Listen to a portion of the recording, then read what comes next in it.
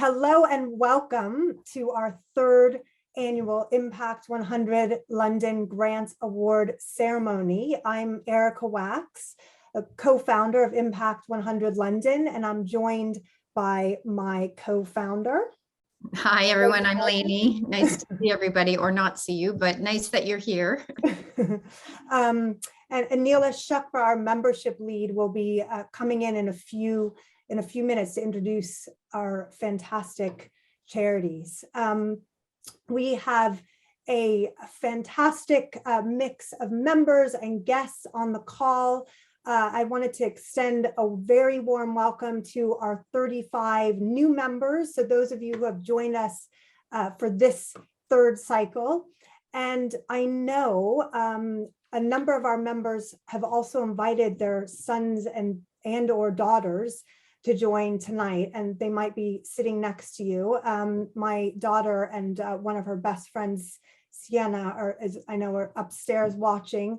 We really encourage this. You are the next generation of philanthropists and champions of women and girls. So, enjoy, and thanks for joining us. The whole idea behind Impact 100 London is that by pooling our funds together, we can have a bigger impact than any one of us might have on their own. So tonight is the culmination of our model's efforts. Our egalitarian, democratic, and informed community coming together to select the recipient of our £100,000 grant. Thanks to our members, we have once again exceeded our expectations. And by the end of this evening's event, we will have collectively awarded £450,000 to women and girls charities here in London in just over 2 years since we launched. So we are well on our way to our goal of awarding £1 million by 2025. Just super exciting. Tonight alone, we'll be awarding 170,000 in grants. This will represent 150,000 of membership contributions and an additional 20,000, which we were able to claim in gift aid. So once again, our finalist that wins your vote this evening will be awarded a £100,000 grant, which will be distributed over 3 years.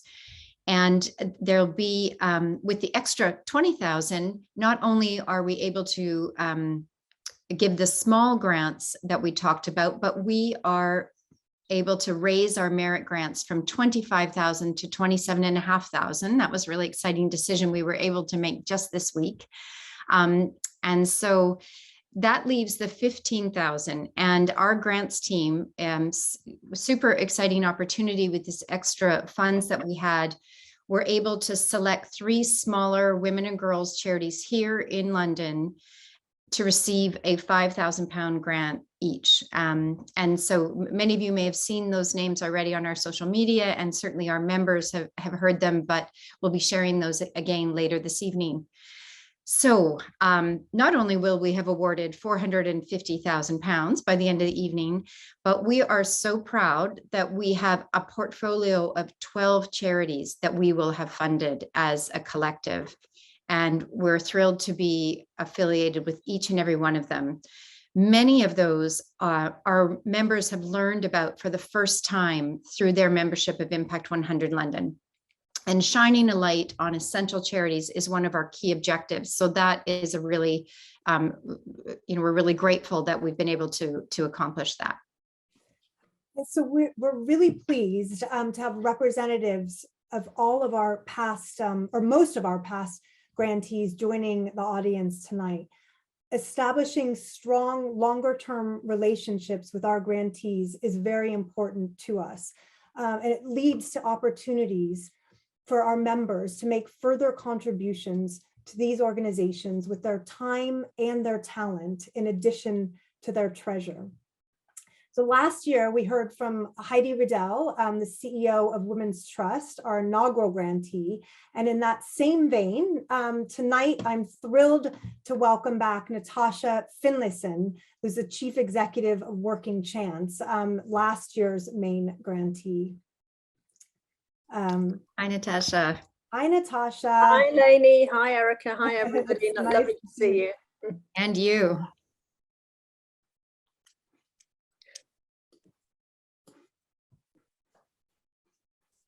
So would you like me to say a little bit about kind of how the, sorry, I was thinking you were going to ask me. I do apologize. Should I just say a little bit about kind of how the year's gone for us? Yeah, that would be Lovely. fantastic. Yeah, sure. So, I mean, it really has been a very interesting year. I feel like when we got the award this time last year from Impact 100, it was a real catalyst for us. I would say it brought us good luck, but I don't really believe in luck. It kind of gave us a real confidence boost and real credibility, because what you guys do as a philanthropic collective is really quite high profile. So lots of people knew about it and said, you know, oh, you know, you got that grant, and kind of then other success kind of followed in the wake of that. We got shortlisted for 3 big national awards. We got named the beginning of this year as one of the big issues, kind of top 100 change makers for 2022. And then in terms of what your support enabled us to do, it really enabled us to make the most of what's gone on in the employment landscape over this last kind of strange and extraordinary year. Because obviously everyone knows there's been massive labour shortages because of the pandemic and because of Brexit. That's meant that so many more employers were knocking on our door. And because of the funding from you, we were then able to really kind of make the most of that opportunity, to really be able to sort of rise to that challenge. It's enabled us to kind of expand our service around the country. So now any woman with a conviction who's anywhere in the UK, if they approach us, we've got a very good chance of being able to match her with an employer. We've now got 100 employers on our books of all different sizes, all different sectors across the UK, and through them access on any day to around about 4,000 vacancies. So that just really transforms the nature of what we're able to do for women who've had involvement with the criminal justice system, giving them that second chance and kind of a better future. And then in addition to the funding, there was also kind of really nice other kind of pro bono opportunities through your members. So we had access to pro bono legal advice, which was really, really helpful. One of our new employers, the Indian restaurant chain Dishoom, came on through a connection with one of your members, and they're now employing women through us. And I got introduced to their food as well, which hasn't helped my waistline over the last year because it's so delicious and I have their takeaways all the time. But it's just been really, really lovely working with you as a funder. There's been a kind of real warmth and empathy and understanding on the part of everyone from Impact 100 that we've dealt with. And it really has just been such a pleasure. Oh, that's so nice to hear, Natasha. Thank you. And we've been so proud to see everything that you have done and accomplished, and really appreciate our relationship. And there's 2 full more years. So that's wonderful. We'll be seeing a lot of you, and our members will too. Yeah, brilliant. Can I wish all the best of luck to the 3 amazing charities tonight? Absolutely. Yes, thank you. Yeah, I mean, and it's especially, I mean, it's really gratifying to hear, you know, that through our model of philanthropy that we've been able to deliver so many extra, you know, extra benefits to your organization as well, sort of beyond, you know, beyond the funding. Yeah, it's been fantastic. And yeah, no, we really value the relationship, and we'll continue to do so. Excellent. Thank you. Wonderful. Okay, great. Thanks, Natasha. Excellent. So thank you. So turning to the business at hand tonight, we will shortly be hearing from our 3 2022 finalists. They are Birth Companions, Surviving Economic Abuse, and Women for Refugee Women. My colleagues and I feel extremely privileged to have met each of these charities and are truly inspired by the commitment and resourcefulness that they bring to the women whom they serve. They've not only captured our hearts, but also our utmost respect. By the end of this evening, we will all have gained an even greater awareness and understanding of who they are, who they serve, and the impact they make. We expect they will leave you all feeling very grateful for the work that they do for women here in London.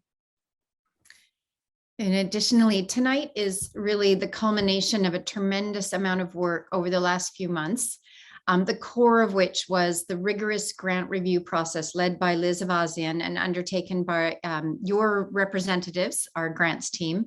And this process really resulted in this, ultimately the selection of these 3 finalists tonight.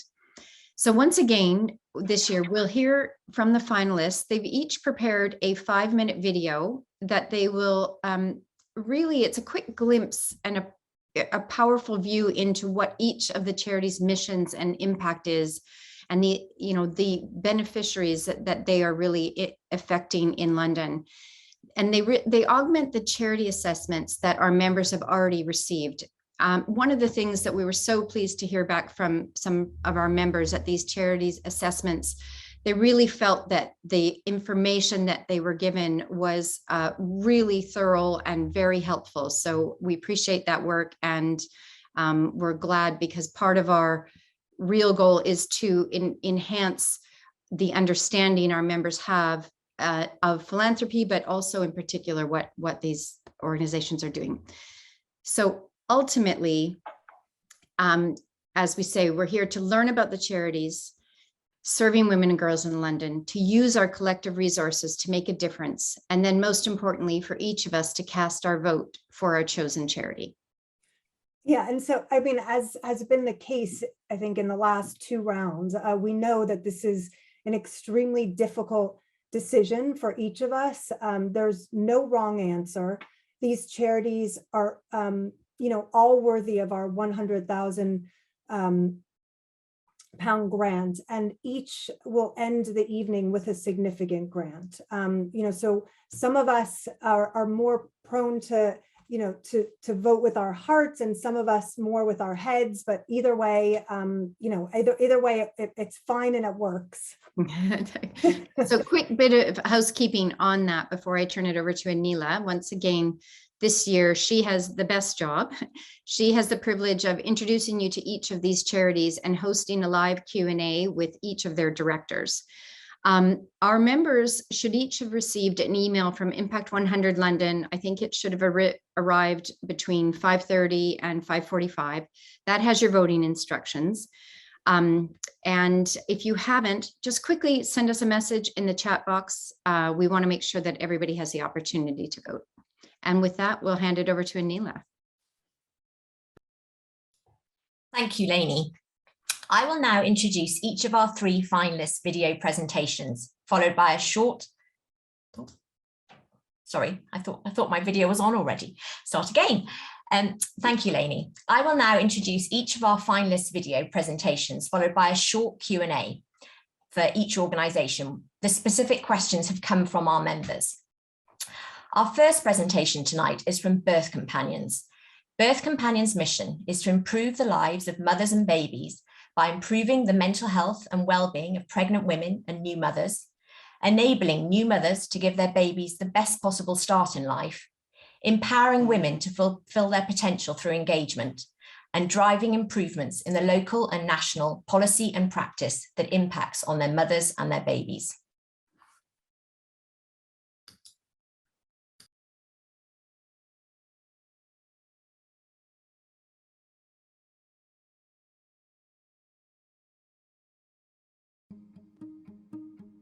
Birth Companions works with women who are experiencing multiple challenges in their lives during their pregnancies, births and early motherhood.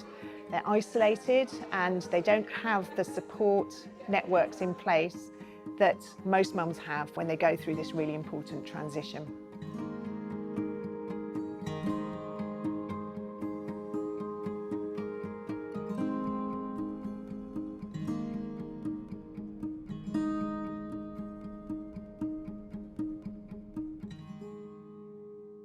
How many weeks are you now?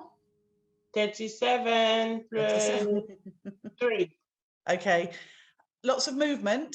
The women we support are very much the unknown women, if you like, and they're the ones that aren't seen. So I think we come in when women don't necessarily have that partner. You know, they've only got professionals around them, sometimes a lot of professionals around them, sometimes nobody around them at all.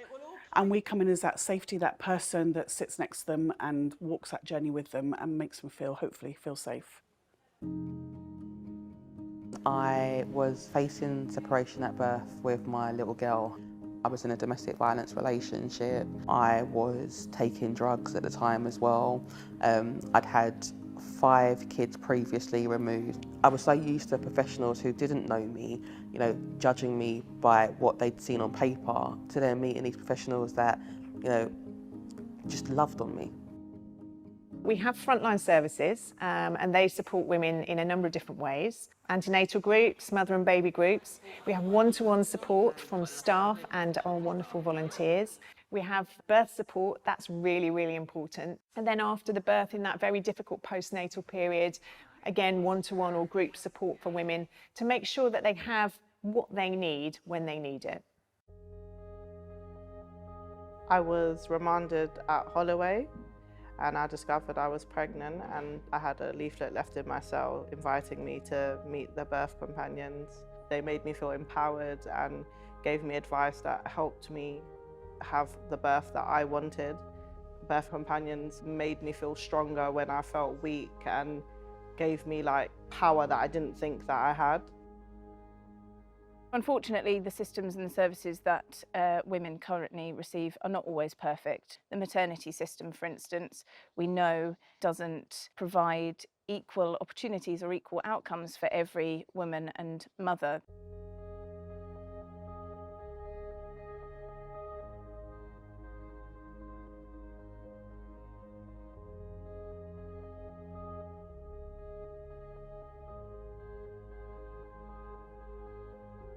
I was bleeding and I found the delivery suite, and they told me to go to hospital.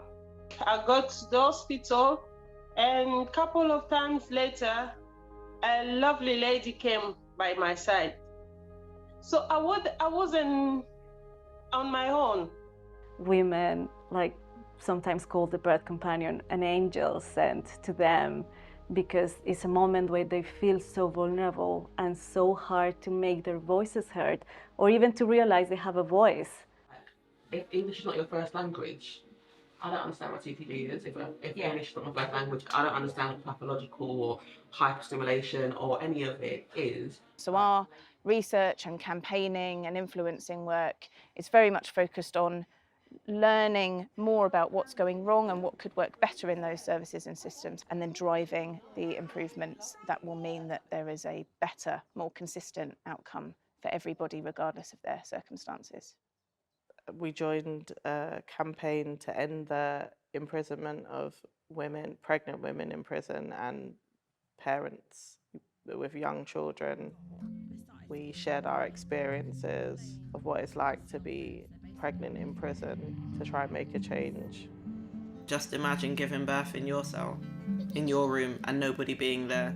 It's nice to give back. I wouldn't want anybody to have the same experience as me, so anything that I can do to change the minds of the people that make most of the decisions, I'm all about being a part of. I started the journey of recovery, and I am, in 2 weeks, will be 3 years drug-free. Got my daughter back, had 2 other little ones, which birth companions have actually supported me through, giving birth to them. I've been through hell. I've been tortured by my own people, but feeling cared, supported, that was so powerful. Birth companion, I'm sorry. Birth companion was there for me without any judgment. They saw that there is a human being in it. So if there is anything we can do to help, we're happy to do. And they really were there. Until now, they are there.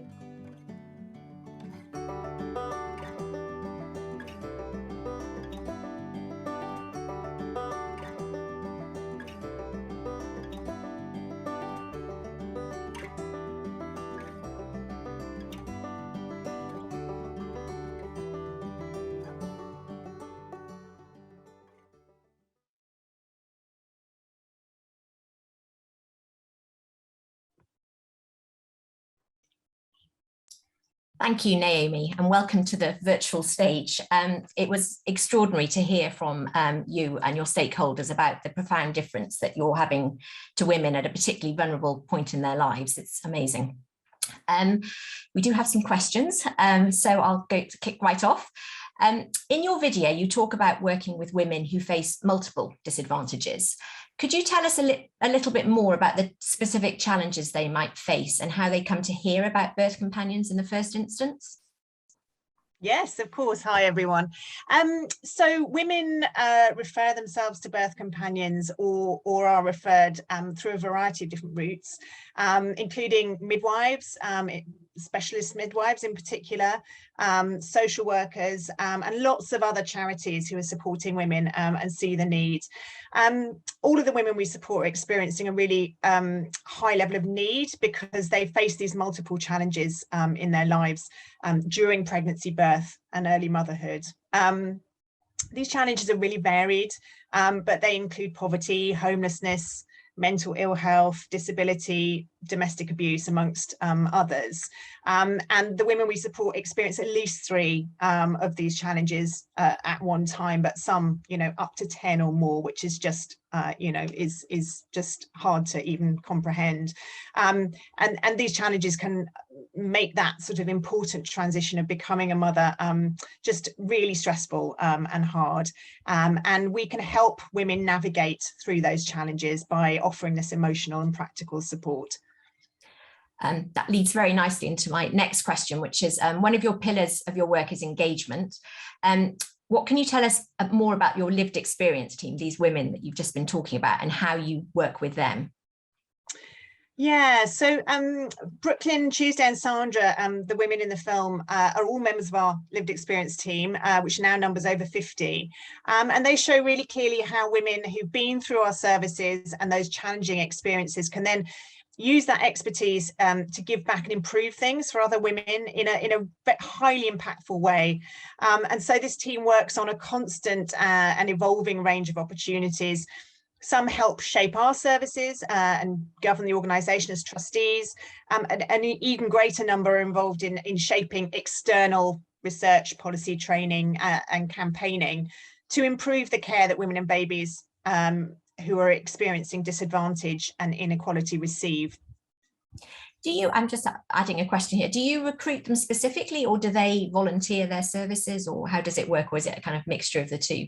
We recruit them. Yeah, I mean, a lot of them want to, know about it and ask to join, but we absolutely open that opportunity to all of the women who come through our services. Not all join, but many do.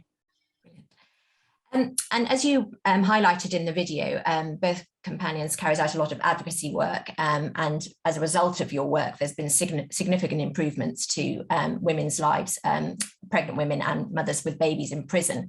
And I believe the new government policy framework is actually based on Birth Companions' own birth charter, which is extraordinary.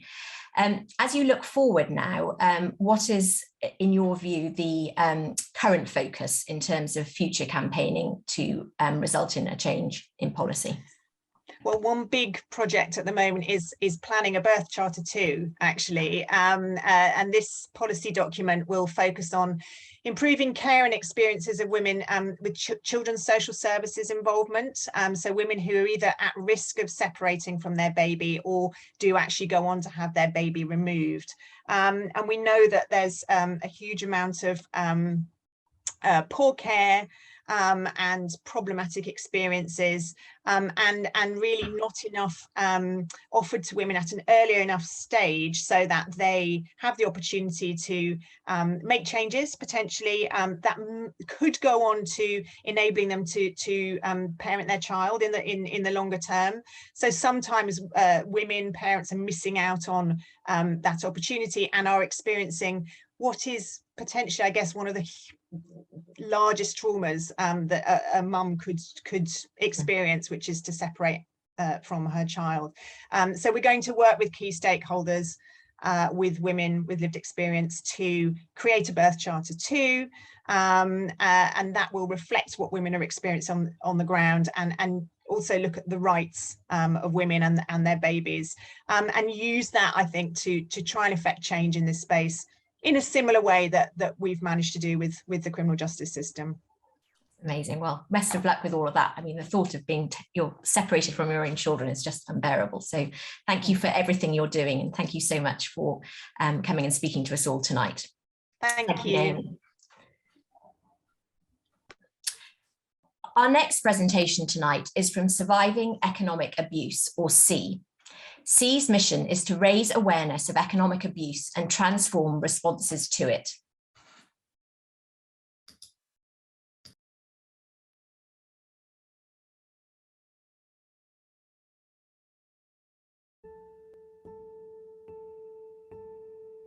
Any one of us in this virtual room could experience economic abuse. Intelligent, strong, and independent women who could be subject to systematic yet subtle control, so that, bit by bit, our ability to make our own choices and be in control of our own lives could be taken from us.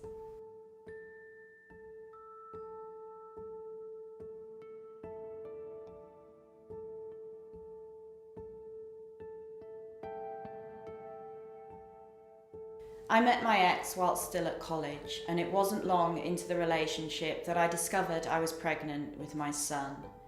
My ex was jealous and controlling, and this soon grew to violence. I was told I was eligible for a £6,000 loan. I instantly declined the offer, but my ex gave me a look. The woman in the bank then said she would give us a moment to discuss this. It was my bank account, in my name, yet for some reason she was giving him the option to have a say in the decision. I was barely surviving as it was. I was in a dangerous relationship, in a constant state of fear, trying to manage the abuse. So reluctantly, I signed up for a personal loan in my name.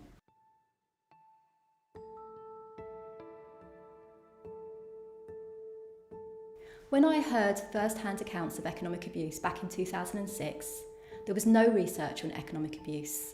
Policy did not recognise it, and practice responses did not address it.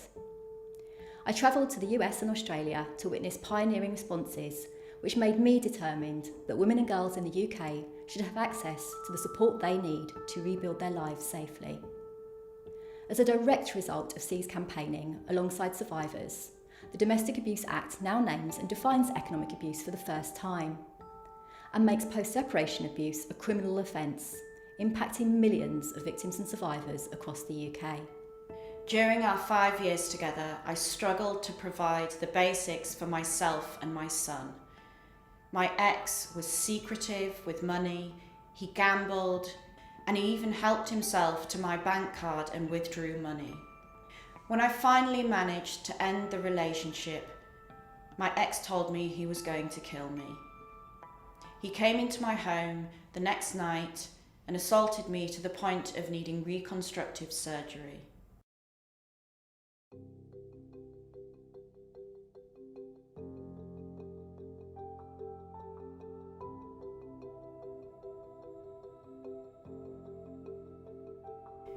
When I was finally free, out of hospital and trying to rebuild my life, those debts caught up with me.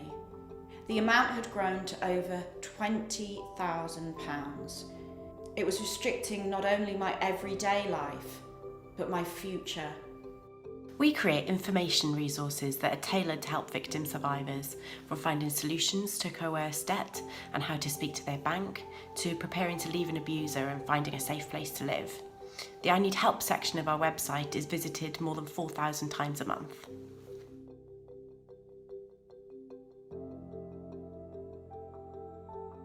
We train professionals across a range of sectors, including domestic abuse, debt advice, housing, banking, the police and local authorities. Their ability to recognise the signs of economic abuse and know how to respond appropriately is vital for victim survivors' safety. In partnership with Money Advice Plus, we run a financial support line and casework service, providing specialist money and debt advice to over 500 victim survivors of domestic abuse each year, over a third of whom live in London. Our economic abuse evidence form is already transforming creditors' responses to coerced debt and leading to life-changing debt write-offs for victim survivors.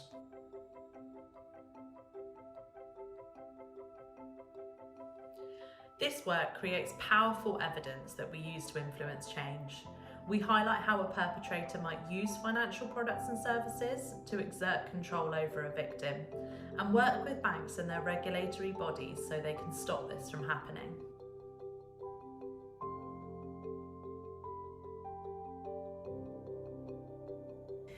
When I first contacted C, I'd been paying the debts off for 7 years, but I still had another 16 years before I would be debt-free. C referred me to the casework service, and I was supported to apply for debt write-offs. When I was told it would be written off, it was such a surreal, amazing feeling to finally break one of those invisible chains linking me to the perpetrator. This year, C's work will directly benefit 2,500 victim survivors of economic abuse and more than 30,000 indirectly. A grant of £100,000 will help us reach our ambitious change goals. Over the next 3 years, we will promote public understanding and behaviour of economic abuse. We'll train women sector professionals to look out for signs of economic abuse. We'll persuade banks to commit to best practice and positive responses. We'll promote training to local authorities and government departments. We'll explore routes to compensation for victims and survivors and make the perpetrator accountable. And we'll further develop partnership working so that survivors know they are not alone. We will work to save lives and stop economic abuse forever.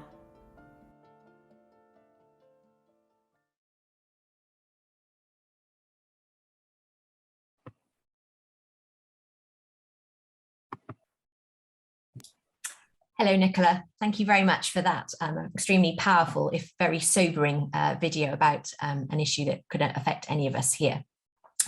I have a few questions. So it's clear from your video and your passion that C's support to women suffering economic abuse has truly transformed lives. Could you tell us a bit more about how victim survivors give back through your Experts by Experience group and what their role is in supporting your campaigns and service delivery? Of course, Anila, and good evening, everyone. As an organisation, we're actually survivor-led. Everything we do is informed by the insights of the Experts by Experience group. So I could go on forever, really, in terms of what they do to support our work. But some really good examples would be through attending roundtables, such as at the Home Office, to inform the development of the Domestic Abuse Bill. And they will speak at events in Parliament around related policy issues. They form project groups to guide frontline work, such as our work with financial services, for example. They take part in focus group discussions when we develop training for frontline professionals, such as the police. They share their stories through media work, so raising awareness on daytime programmes like this morning, so reaching millions. And a lot of victims and survivors are isolated and at home, so that can be really effective. And they review all the information and resources within the I Need Help section of our website as well, to make sure that we're using the right language when we're reaching out to victims and survivors. I think what's so amazing in relation to this work is that they don't want the same thing to happen to the women that come after them. I'm in such awe that they've been through such awful experiences and are quite often experiencing post-separation abuse, and yet they want to give back. And I know that they get so much out of that. So, you know, previously meeting people with the same, or having not previously met people with the same experience, feeling less alone and isolated, knowing that their voice is being heard at the highest level is so empowering. You know, one survivor just told me yesterday that her partner had told her that she was useless, that she would amount to nothing. And just through working with us has meant that she's found her confidence again, you know, and is doing amazing things. So they give everything to us, and we're just so grateful to work with them. As I say, I'm in absolute awe. It's amazing the difference you're making at an individual and at the broader policy and political level. It's amazing. Thank you. So you mentioned that you work with the police and other types of partners, such as financial services organisations and social services. Could you perhaps give us a specific example of a partner that you work with and how that partnership is developed? Yes, maybe I'll draw on the example that Ian gave in terms of our frontline partnership with Money Advice Plus, which provide that specialist debt and money advice. And we've had a partnership with them since 2018, which combines our respective expertise. And it's actually twice award-winning, this partnership. So it's one that I love to speak about because it provides such change for victims and survivors. Again, as we just heard from Rebecca, that was the service that she was referred to.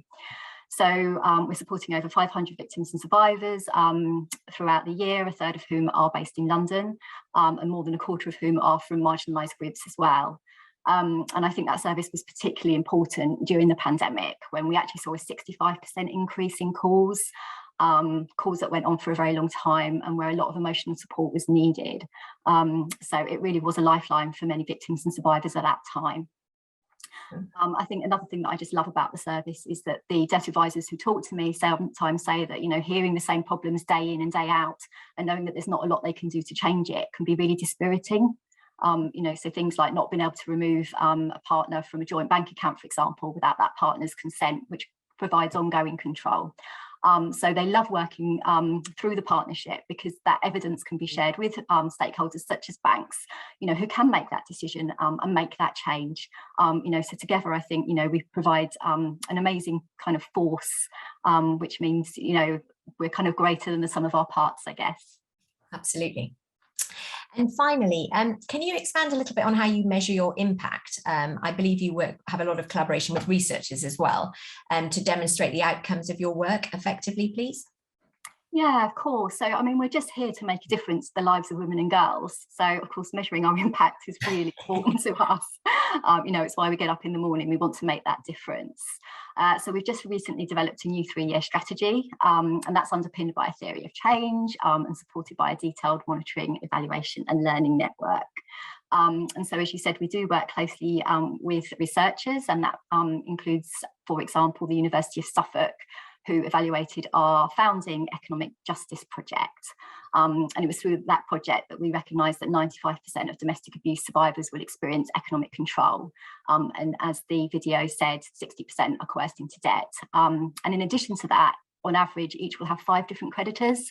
So they have to tell their story over and over again. So this learning led us to develop the economic abuse evidence form, which again, Ian spoke to. And that evaluation recently found that through using the form as kind of one simple way of communicating to all creditors, 70% of coerced debts were being written off compared to 40% pre-form. And it was also leading to quicker decision times. So on average, it was taking around 60 days to make that decision, and that has reduced to 12. And in one case, 4 hours. So you can just, you know, I think listening to Rebecca, it's just so clear how life-changing that can be. You know, when your whole future, you know, looks very bleak, you know, for that decision to be made, which frees you, you know, from that ongoing control by the abuser. Many a time has a victim survivor called me in absolute disbelief, you know, and we've cried together in terms of the difference that will make to their life. It's amazing, Nicola. Just extraordinary work you and the rest of your colleagues are doing. Thank you so much. Thank you. Thank you for joining us tonight. Our final presentation tonight is from Women for Refugee Women. Women for Refugee Women's mission is to facilitate the empowerment of women who have sought asylum through opportunities to connect and learn, to support their aspirations to develop their personal and economic independence, skills, and opportunities for leadership.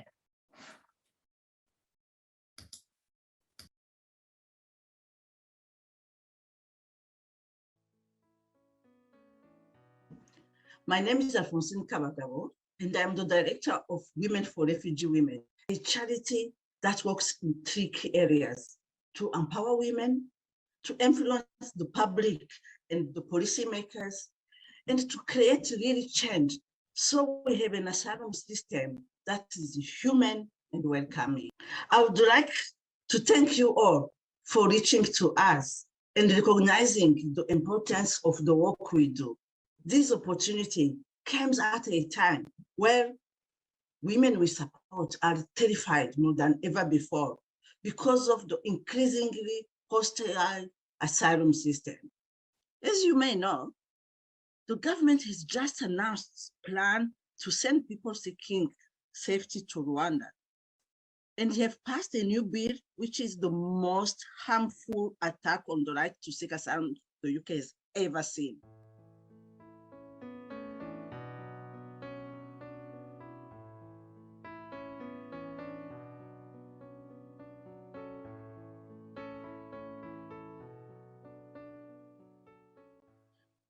Women came here looking for protection from persecution, war, violence, and instead they are dehumanized, disbelieved, and sometimes denied protection. I myself have to flee Rwanda during the genocide in '94. I would not be talking to you today if I haven't been protected and welcomed. Empowering women who have sought a safety in UK is at the heart of everything that we do at Women for Refugee Women.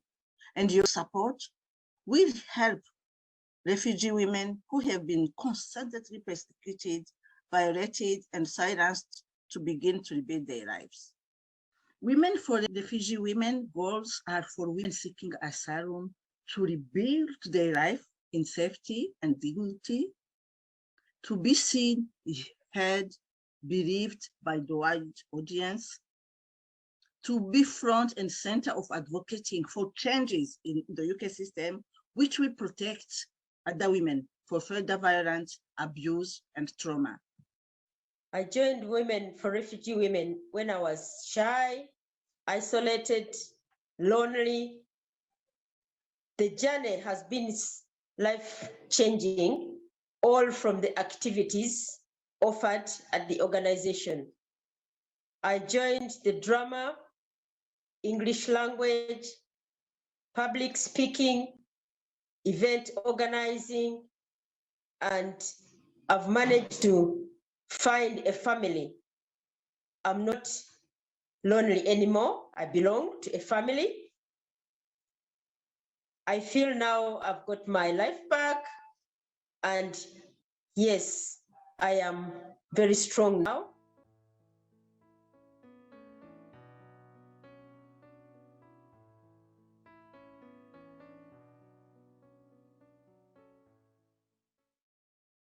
Through our activities, refugee women are welcomed into a safe, supportive, and friendly space where they can begin to rebuild their lives, be themselves, whether that is through speaking the first word of English or reading a campaign for change. It is in these activities where women grow in confidence, build meaningful friendship with other women who understand what they have been through, and they develop skills to live as equal members of the community or to pursue the goals of education and employment.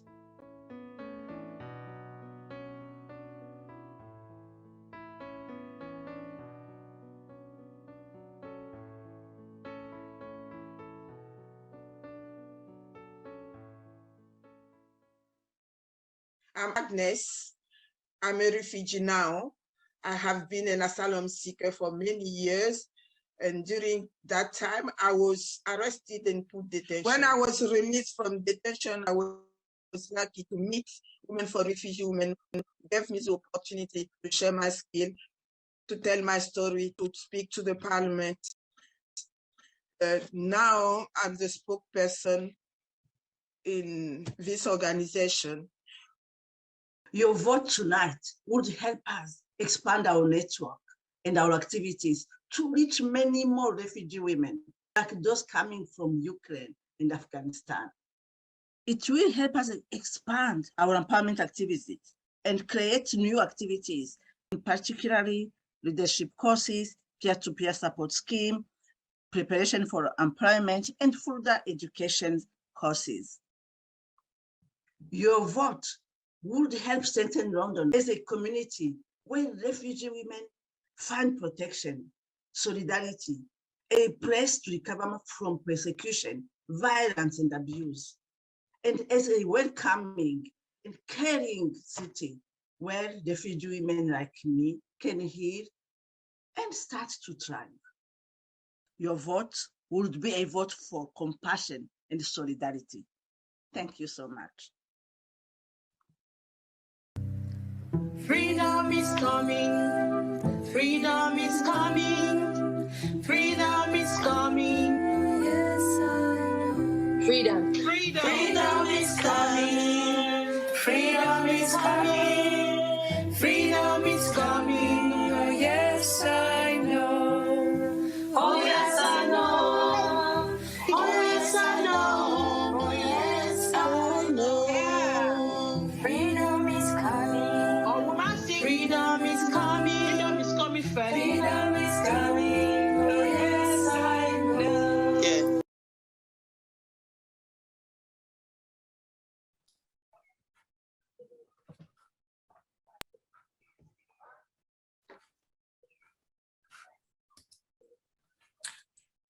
Hello, Alphonsine.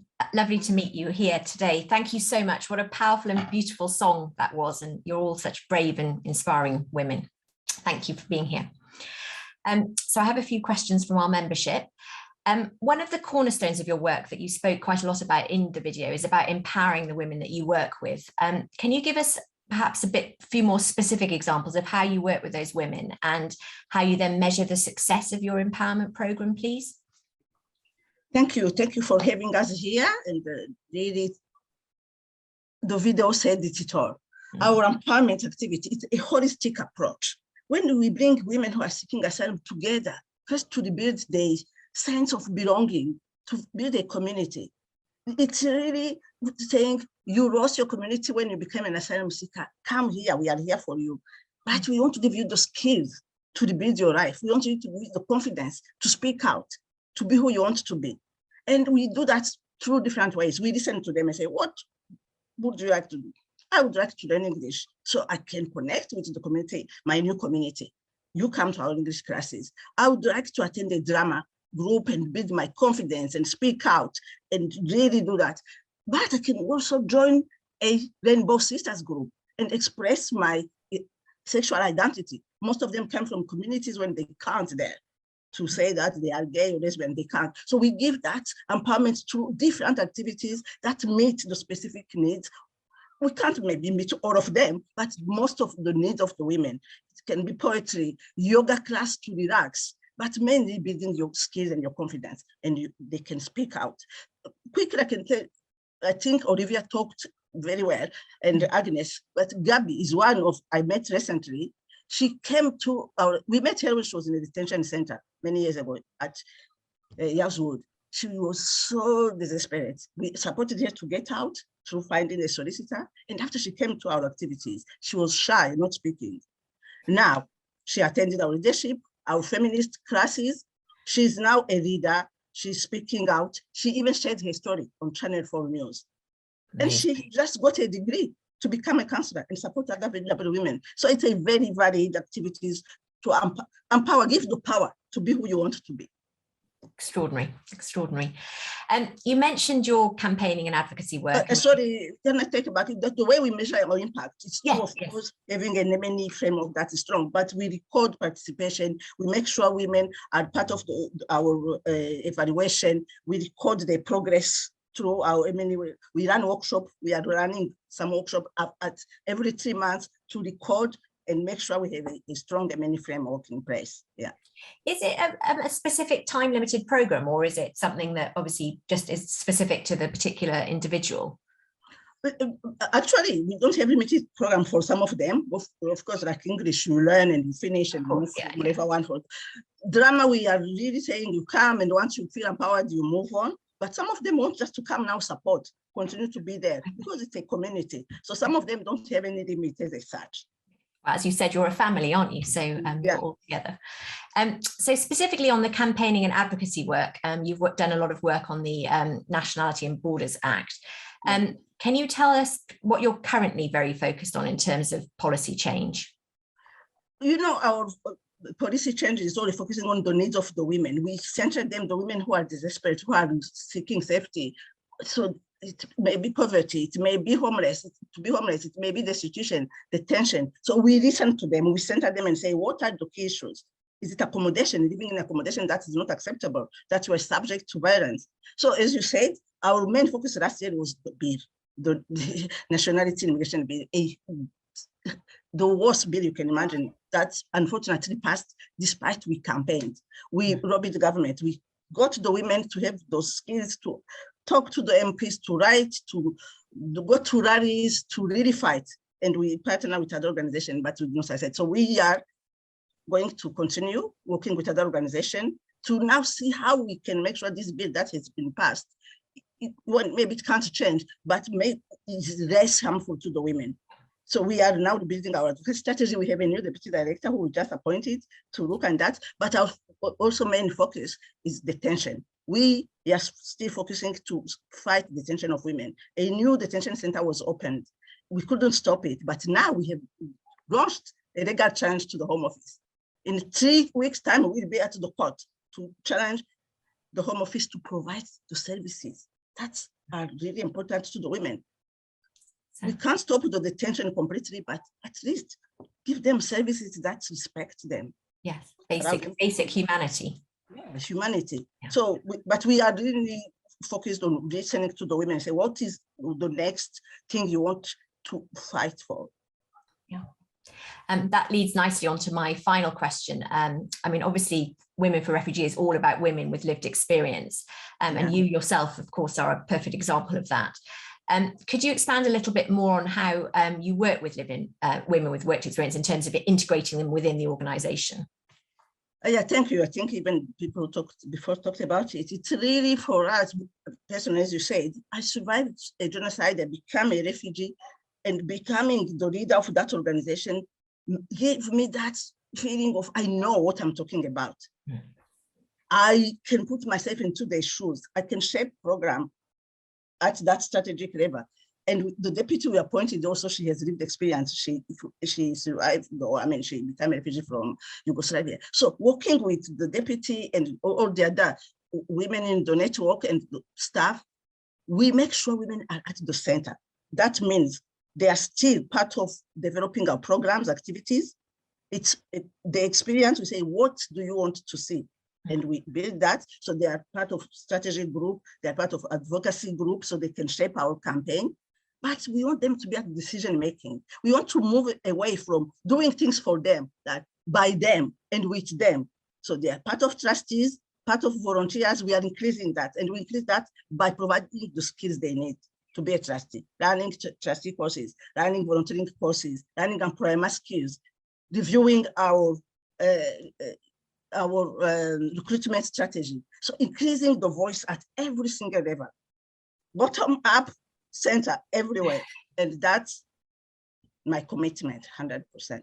All comes back to empowerment, I guess. Yeah, again, exactly. Amazing. Give them that, give them the power and the will. Because I was, to finish, you know, this bill we are fighting, that even want to take people to Rwanda, something that you can't imagine. It's because it was written by people who don't have the lived experience. Yes. If the people who wrote that bill, who put together a stupid thing to bring someone to another country, had that lived experience, had been through what we went through, they will never do that. And the only way to make change is to input the people with lived experience, not only to listen to them, but be part of people writing strategies. I hope the political parties are listening to you loud and clear. Thank you, Alphonsine. You really are amazing and your organisation is extraordinary. Thank you very much for being with us tonight. Thank you for having us. Thank you. So that is our conclusion of the presentations tonight. Thank you to all of our extraordinary finalists. I'm not sure how anybody's going to make a choice, but thank you very much. And I'll now pass back to Lainey.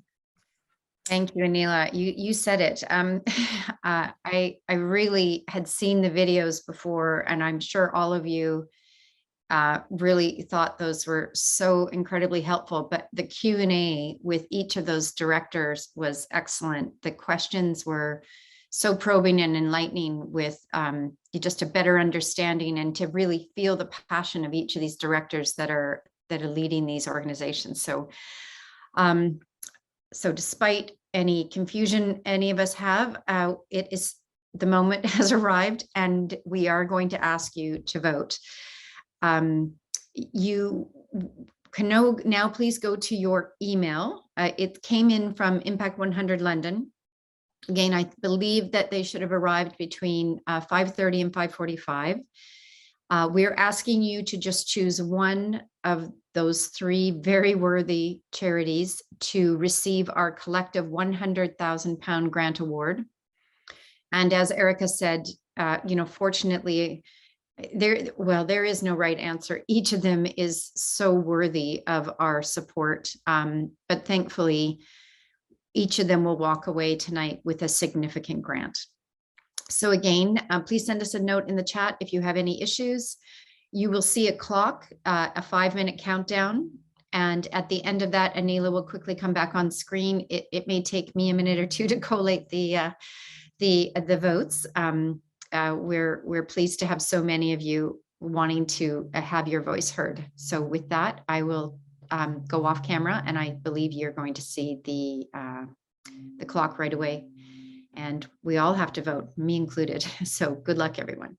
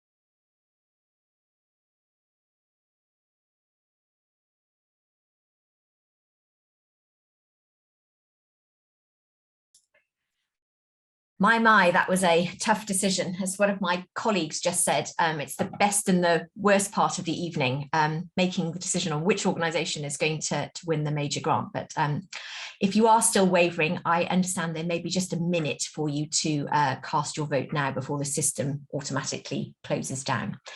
So now we wait while Lainey collates the results. Just so you know that of our 150 2022 members, over 90% of them were registered to attend this event or have submitted an absentee ballot, which is extraordinary. So thank you so much for your commitment to Impact 100 London. We couldn't do it without you, obviously. To help us get an insight into our members and your experience, it would be wonderful if you could fill out the survey that was popped into the chat box earlier on. It only takes a couple of minutes and it really does make a big difference to us. So if you could do that, that would be great. Members were asked when they were making their vote just now if they'd like to renew their membership for 2023, which will be our 4th cycle. And I just wanted to reiterate, obviously, how much we need our members to renew and to continue to support us so we can continue to support more marginalised women and girls in London going forward. As Erica mentioned, we are embarking on our 3-year strategy, which is to raise £1 million for women and girls organisations in London by 2025. And it would be incredible if all of you were on that journey with us, and you can also make a 3-year commitment if you'd like to. Another way of renewing your membership, if you'd like, is you can email me directly and I can do it manually for you, and we will invoice you in January 2023. Obviously, we would be delighted to have many more new members as well. So if you're on the call and not yet a member, please do join, and remember to tell all your friends and family about Impact 100 London too. We're always delighted to have a chat with any new potential members, and hopefully we will have more members next year. So the Join Us link will be again dropped into the chat box, and you can join right now if you'd like to.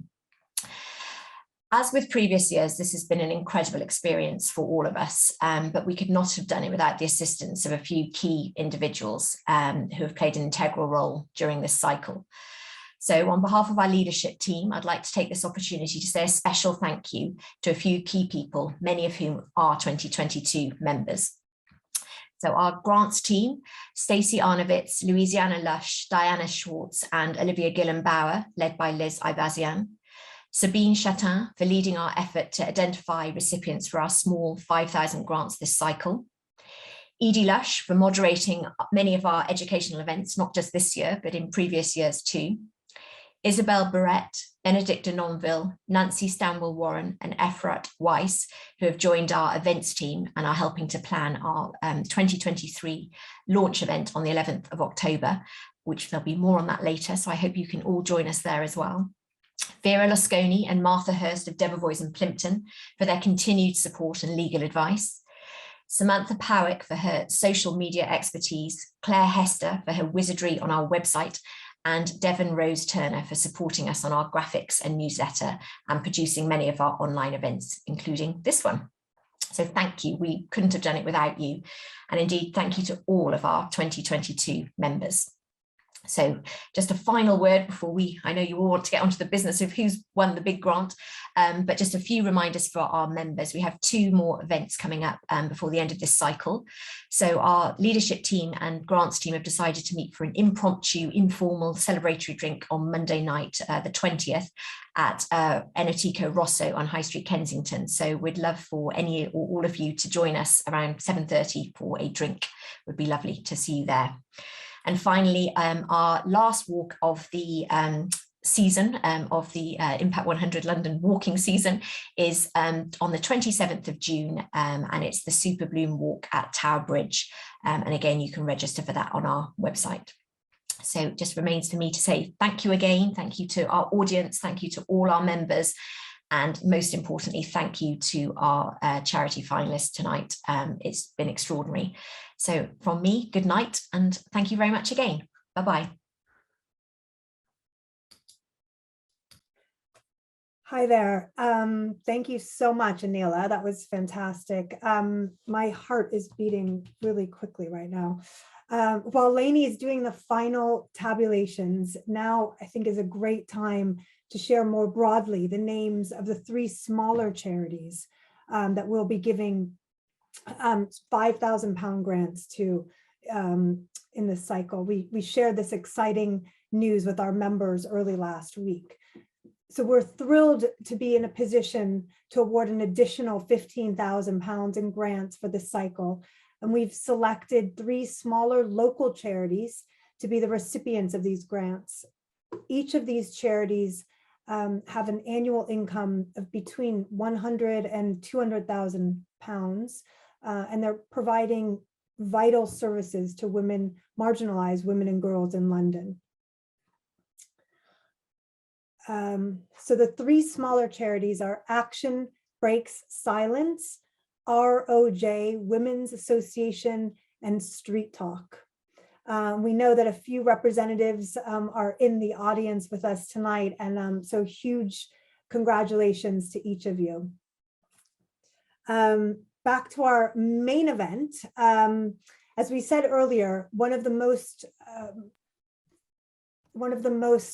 hi Lainey. Hi. Okay. Oh gosh. Okay. One of the most rewarding aspects of our model has been that we maintain excellent relationships with our grantees. And I look forward to that continuing with Birth Companions, Surviving Economic Abuse, and Women for Refugee Women. We want you to have the opportunity to continue to get to know them. We know that some of you are particularly interested in how you might get further involved, either as a donor or as a volunteer. We have such a depth of talent and resources amongst our membership. And as Natasha mentioned at the beginning, the value of Impact 100 London goes way beyond the funds. So to that end, we will be featuring our grantees in the coming months and years so that we can all continue to learn about their incredible work. And as Anila mentioned, we have already started planning our 2023 launch event. It's going to be on the 11th of October, which is the International Day of the Girl at the Roundhouse in Camden.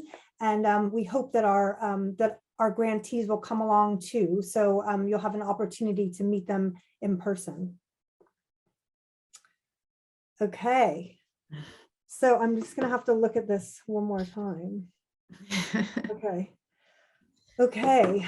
So we are here. The moment has arrived. I have the results, and yes. So in the past, we've done the drum roll. The drum roll. There's been enough waiting. I think everybody's. Yeah, exactly. I think we're ready. We're ready to go. But I just want to say one thing, Erica, which is just so our members and our audience knows this. We have a WhatsApp chat behind the scenes with all of the panelists, and it's been so wonderful to see the encouragement and the lovely conversation going on between each of our finalists and Natasha. And just, you can just feel how much they respect each other and how pleased they're going to be for whoever wins tonight. And so that's really rewarding too. Yeah, absolutely. So our £100,000 grant goes to Women for Refugee Women. Congratulations. Congratulations. Gosh, yes, congratulations, Alphonsine, and all the people of Women for Refugee Women, and to Thank you.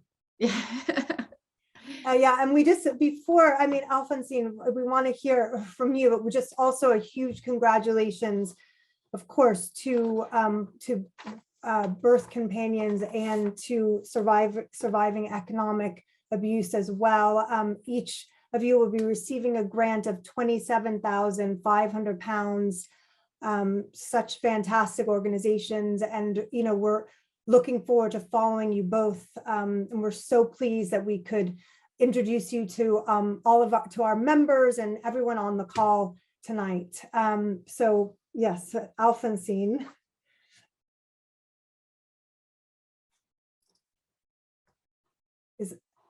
There she is. Hi. Congratulations. Thank you. Thank you. I am lost for words because this is a very difficult period for refugees. You know that. With these offshore taking people who have done long journey to safety, putting them on a flight to go to the country where I came from, which is a beautiful country, but it's not acceptable. It's not human. And so to have your support so we can protect other women, we can run more programs, we can bring them together. And they are crying right now, they are hiding, they are scared. And telling them that we have other women around us who are supporting, who are giving them a chance to have a community, to feel welcomed, to feel supported. It's amazing. Thank you from the bottom of my heart. And the money will make a huge difference. Our impact measurement will demonstrate to all of you that your support and your belief in us is going to make the greatest impact. The women who survived like me, who survived it, who seek safety, and they're going to be feeling the love. Because for now, everyone who is seeking asylum is so scared. They're hiding. So this money is going to make a huge difference. And a lift to my colleagues who are also sad for now because of this new asylum system that is more hostile than ever before. So thank you from the bottom of my heart, from my colleagues, from Rosemary who worked with you, from everyone in the team. Thank you. That's what I can say. But we are grateful. And I really want to say thank you to the two Best Company and I'm not even going to say their name because they do wonderful work. And believe me, one of the women in the video of Best Companion is in our network, is part of our network. So that's how we collaborate, the three of us. We are addressing needs of women and girls who are vulnerable together. So we will be reaching to each other also to continue that collaboration. Oh, that's wonderful to hear, Alphonsine, that there'll be maybe even more opportunities for you to work together, to collaborate, and to make a difference for more women. But congratulations. Congratulations. Thank you. Thank you for the work that you do. This is amazing. Thank you.